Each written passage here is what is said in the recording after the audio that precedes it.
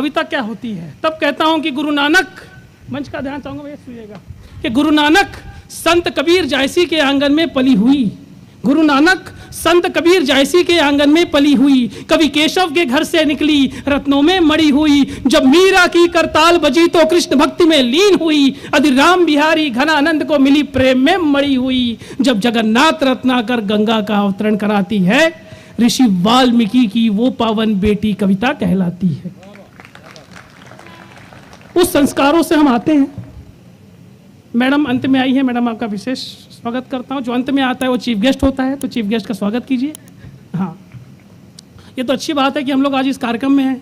अगर इस कार्यक्रम में हम लोग नहीं होते तो क्या कर रहे होते, घर पे बैठ के 300 चैनल देख रहे होते हैं, और कैसे कैसे सीरियल आते हैं। सीरियल के बारे में महिला शक्ति बैठी है, उनसे अच्छा कौन जाने। 300 चैनल और कैसे कैसे सीरियल, इसका लफड़ा उसके साथ, उसका लफड़ा इसके साथ, और सीरियल का नाम होता है पवित्र रिश्ता। 8-8 साल से सीरियल चल रहे हैं, शादी हो गए, बच्चे हो गए, बच्चों के बच्चे हो गए, फिर भी सीरियल का नाम होता है ये रिश्ता क्या कहलाता है। एक सीरियल आता था दिया और बाती ना मैडम, दिया और बाती आता था एक सीरियल। महिला शक्ति इतने ध्यान से देखती थी दिया और बाती, तब तक भूखा ना मर जाए जीवन साथी है। महिला शक्ति का बात, मैंने कहा वो सीरियल का नाम बदल के रख दो अखंड ज्योत। तुम तो हमारे चीफ गेस्ट हो, मैं तो उसको ढूंढ रहा हूं जिसने तुमको बुलाया है। तो आप सब जानते हैं मुझे किसने बुलाया है। कार्यक्रम के बाद निपट लेना उनसे। ये तो फिर भी ठीक। एक कार्यक्रम में जैसे ही मैंने शुरू की, सब लोग हंस रहे, पूरा पंडाल हंस रहा था। एक सज्जन बैठे थे कोने में, हंस ही नहीं रहे थे। हमने पूछा मेरी बात पसंद नहीं आ रही तो बैठ जाता हूँ। उनका नहीं, ऐसी कोई बात नहीं है, मैं बहुत बड़ा आदमी हूँ, मैंने हंसने के लिए 4 आदमी रखे हैं, वो देखो पीछे बैठ के हंस रहे हैं। तुमने कहा ठीक है। उसके बाद कार्यक्रम के बाद डीजे शुरू हुआ, सब लोग डांस कर रहे थे सर। मैंने कहा सर डांस तो करो।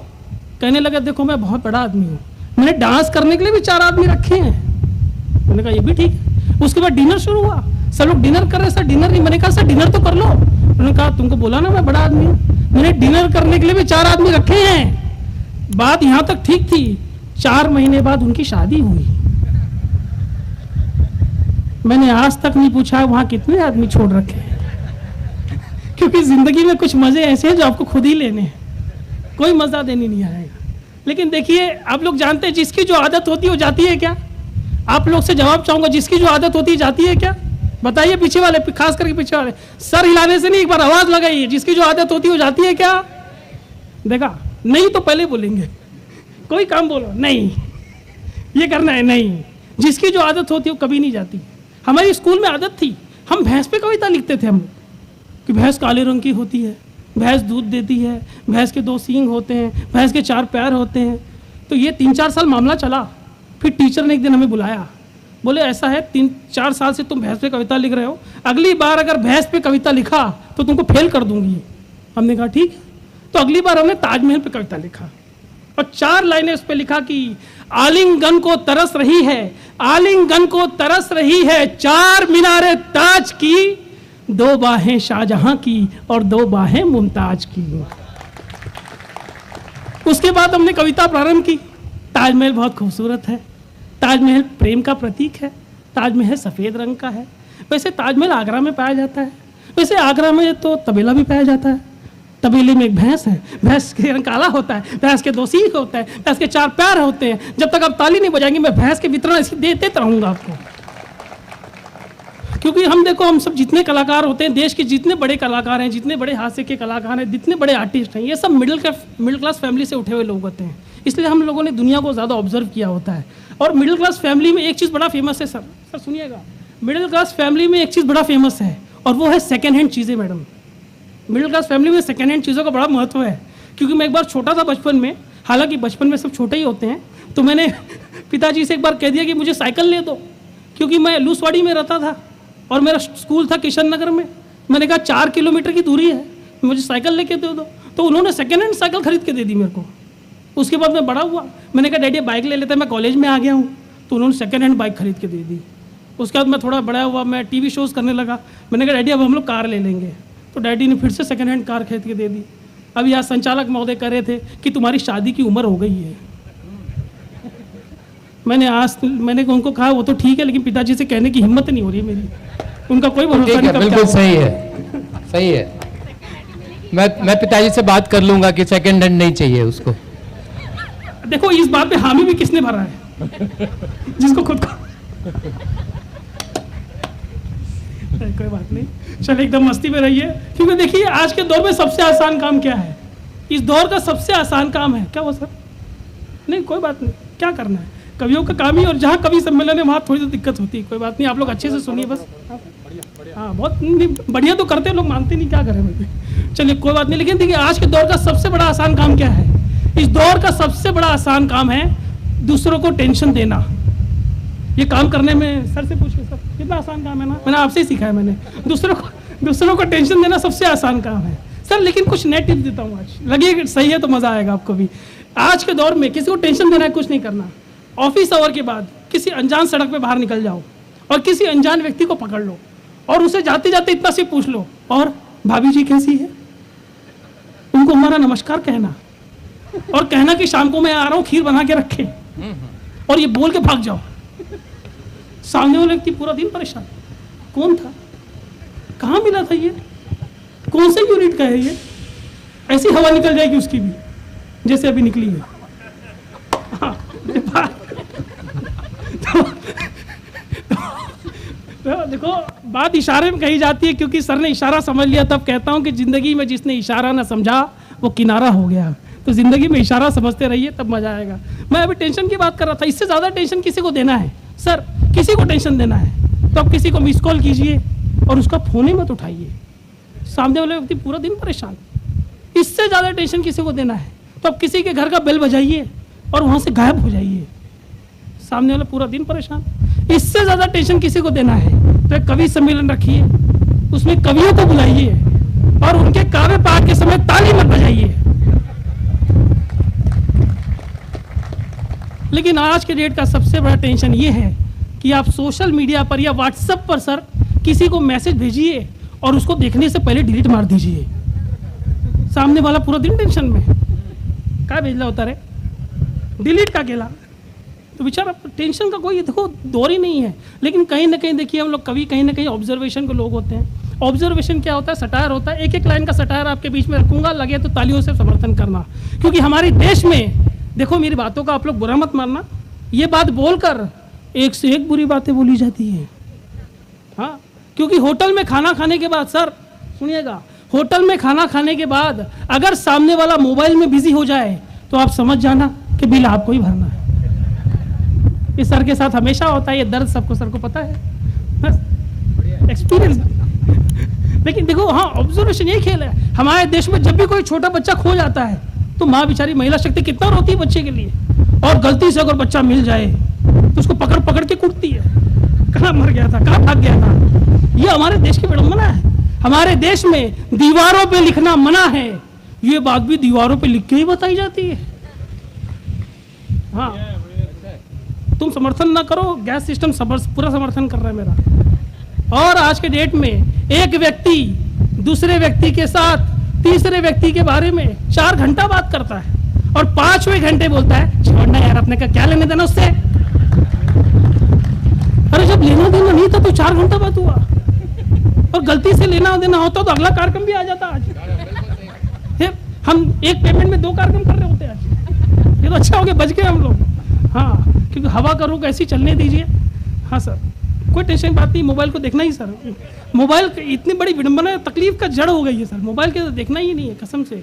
लेकिन महिला शक्ति को प्रणाम करता हूँ। एक महिला शक्ति बेचारी अकेले आके बैठी है, लेकिन क्या करें, लेकिन महिला शक्ति होती है। और महिला को शक्ति इसीलिए कहा जाता है क्योंकि महिला शक्ति होती है, पुरुष तो बेचारा सहन शक्ति होता है। अच्छा, उसके लिए समर्थन देखो किसने किया। महिला शक्ति बेचारी पहले होती थी बेचारी, अब कहाँ बेचारी। महिला शक्ति बेचारी शादी का सपना देखती है सलमान खान के साथ, और किस्मत में जेठालाल आ जाता है। क्योंकि गणपति बप्पा की 2 पत्नी थी, एक रिद्धि और एक सिद्धि। हमारी एक ही है, वो भी जिद्दी। एक पुरुष के सर पे केवल 2 ही महिला हाथ फेरती है, एक माँ और एक पत्नी। माँ हाथ फेरती है तो बाल बढ़ते हैं। पत्नी के बारे में मैं कुछ नहीं कहूंगा क्योंकि मेरे को घर सही सलामत भी जाना है, और कुछ लोग को देख के तो ऐसा लग रहा है जैसे पूरे मोहल्ले ने हाथ फेरा हो। हाँ, लेकिन महिला शक्ति बड़ी अच्छी है। मैं तो अभी आपके थाना में विवियाना मॉल है, मैं अभी घूम रहा था अपनी गर्लफ्रेंड के साथ, तो आदरणीय संचालक जी ने मुझे देख लिया उसके साथ, तो इनसे भी रहा नहीं गया, उसके सामने ही मेरे को पूछ लिया कि खर्चा कितना हुआ। मैंने कहा 500 रुपये। उन्होंने कहा ठीक है 500 कुछ ज़्यादा तो नहीं है। मैंने कहा क्या करूँ, इससे ज़्यादा उसके पास थे भी नहीं, मजा ले हमारा कोई खर्चा करा ले। लेकिन आप लोगों को दुनिया का सबसे बड़ा मैजिक शो अगर देखना है सर, मैजिक शो देखना है तो ब्यूटी पार्लर चले जाओ। आहा, एक से एक मैजिक शो वहाँ दिखाई देता है। सर तो हिंदी के बड़े जानकार है। मैंने कहा सर पूरी दुनिया में ब्यूटी पार्लर को ब्यूटी पार्लर ही कहा जाता है, इसका हिंदी में अनुवाद करो। तो कहने लगे काया पलट केंद्र। सर का अनुभव बहुत ज़्यादा है इस मामले में। हाँ, लेकिन देखो महिला शक्ति के बारे में कुछ नहीं कहना चाहिए, क्योंकि सच में महिला शक्ति होती है। इस मामले में सर भी समर्थन कर रहे हैं हमारा, और एक एक करके आके बैठ रहे हैं। हालांकि किस वित्त मंत्री के बारे में चर्चा हो रही है बाद में पता चल जाएगा, कोई बात नहीं, शाम को 8 बजे आ जाएंगे, चिंता मत करो। आप खाली बंदोबस्त की तैयारी करके रखो बस, बाकी समझदार है। हालांकि मैं पुरुषों के बारे में कुछ नहीं कहूँगा, क्योंकि पुरुष बेसिकली डरपोक होता है सर। पुरुष जब शादी करने जाता है 200-400 लोगों को लेके जाता है, और दुल्हन देखो अकेले आती है, और ऐसे घुसती है हमारे घर में आके कि उसको पूछे बिना घर के लोग नहीं घुस पाते। इतना वट होता है इनका। मैंने सर को कहा सर देखो मेरी शादी नहीं हुई है, ये वाइफ का मतलब क्या है? तो कहने लगे वाइफ का मतलब होता है without information fighting every time. ये ज्ञान सर ही दे सकते हैं। मैंने कहा अच्छा, मैंने कहा कि महिलाओं की हाइट हमेशा छोटी क्यों होती है पुरुषों के मुकाबले? तो कहने लगे मुसीबत जितनी छोटी हो उतनी ठीक होती है। हालांकि ये बात मैंने नहीं कहा। हमने कहा अरे ये मुझे एक चीज़ बताओ, ये सीता जी क्यों चली गई थी जंगल में राम जी के साथ? तो कहने लगे सीता जी के जंगल में जाने में भी एक सीख है, और घर में अगर 3-3 सास हो तब तो जंगल ही ठीक है।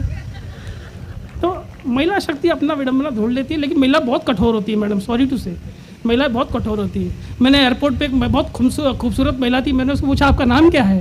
तो बड़े गुस्से में उसने कहा शट अप। इतना बेइज्जती। मैंने कहा ठीक है टाइम क्या हो रहा बताओ? तो कहने लगी 2 जूते पड़ने में 1 मिनट बाकी है। इतनी खतरनाक। हमारे तो अफेयर के दिनों थे कॉलेज में, मैंने अपनी गर्लफ्रेंड ने मुझे कहा कि एक बार मैं तुम्हारे जिंदगी में आ जाऊं तो तुम्हारे पूरे टेंशन खत्म कर दूंगी। मैंने कहा टेंशन? ये तो हमारी जिंदगी में है ही नहीं। कहने लगी अरे एक बार जिंदगी में आने तो दो। तो महिलाओं का मामला बड़ा कठिन होता है, लेकिन महिला इसमें देखो बहुत कठोर भी होती है। मैं महिलाओं के बारे में इतना बात कर रहा हूँ, खाली हंस रही है तब कहता हूँ कि हंसो तो यूँ हंसो कि बाहरों को होश आ जाए, और ताली बजे तो ऐसी बजे कि कवियों को जोश आ जाए। तब बस हंसते रहिए।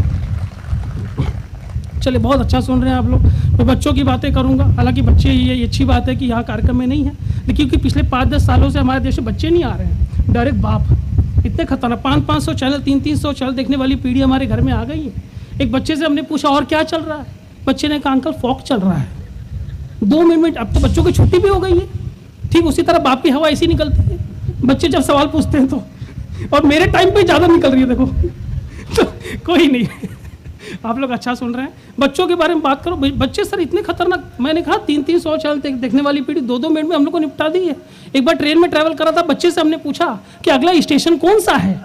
तो कहने लगा अगला स्टेशन रेलवे स्टेशन है। इतने खतरनाक जवाब देते हैं। आप लोग जानते हैं हम लोग स्कूल में थे, कॉलेज में थे, तो एनुअल डे होता था, हमारे पेरेंट्स ऐसे ही बैठे होते थे जैसे आप लोग बैठे हैं। तो हमारा दौर था, हम लोग गाना गाते थे पेरेंट्स को सामने बिठा के कि मुझे माफ़ करना ओम साई राम। पेरेंट्स को सामने बिठा के गाते थे कि मुझे माफ़ करना ओम साई राम, सबसे पहले लूँगा मम्मी डैडी का नाम। ये दौर था हमारा, दौर हमने देखा। ये आजकल के दौर में बच्चे सामने बैठते हैं और बाप को सामने बिठा के गाते हैं बापू सेहत के लिए तू तो हानिकारक है। ये दौर में हम लोग आ गए हैं। लेकिन इन्हीं बच्चों के समय का थोड़ा सा अनुभव करके एक कविता आपके बीच में रखा हूँ मैं। अंतिम रूप से एक कविता आपके बीच में रखा हूँ, आपका ध्यान चाहूँगा, सुनिएगा। कि देखो देखो नई सभ्यता आई देश का गौरव मिटाने को, देखो नई सभ्यता आई देश का गौरव मिटाने को, लड़का लड़की झगड़ रहे हैं सिनेमा जाने को, प्रगति पथ पे डाल लड़ंगा मन को हीन बनाता है, गुण विद्या नाता लज्जा का पाठ भुलाता है। और अब तो कॉलेज के बच्चे देखो फिल्मों पर हो रहे हैं दीवाने, जब तक न देखे सिनेमा किसी को ना पहचाने। आओ कॉलेज की घटना का मैं तुमको इतिहास सुनाता हूँ, और जैसी जिसकी दशा हुई बस पढ़कर वही सुनाता हूँ। कि राजू नामक 18 वर्ष बीए की पहली साल में था, हर कक्षा उसके लिए मानो एक बवाल से था। कॉलेज में राजू सोच रहा था कब छुट्टी हमारी हो, और घर चलते ही बस अब पहले पिक्चर की तैयारी हो। माँ खाना परोस रही है, माँ खाना परोस रही है। राजू बदले कपड़े को, आड़ी टेढ़ी मांग निकाल कर क्रीम लगाई चेहरे को, बाएं हाथ में घड़ी लगाकर आंखों में चश्मा जर्मन का। देखो राजू निकल पड़ा देखने सिनेमा अपने मन का। और जब अभिनय पर्दे